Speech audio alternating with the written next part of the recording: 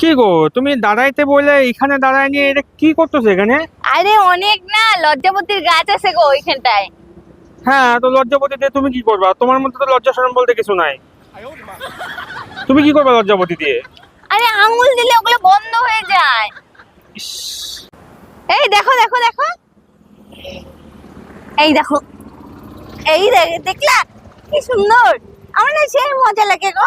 তা তো মজা লাগবেই। মানে কি সেই বলবো মজা। আর, আমি না হয় পাপ করছিলাম, এই কারণেই আমি নিজে এত অত্যাচারিত হই, এই কারণে তুমি আমার জীবনে আসছো। কিন্তু এই নিষ্পাপ গাছগুলা কি দোষ করলো গো, যে ওরা এরকম চুপচাপ আসে আইসে বিরক্ত করতেছো? ইস, তোমার সবকিছুতে ফালতু না, কথা। সবকিছু না, এখন তুমি যদি থাকো, এবার কেউ যদি তোমার মুখটা যদি কেউ বন্ধ করে দেয়, হ্যাঁ, তোমার কেমন লাগবে? যে চিপকায় দেয় আঠা দিয়ে, তোমার কেমন লাগবে? তুমি যে এরকম আসে পাতাগুলো সব বন্ধ করে দিচ্ছ।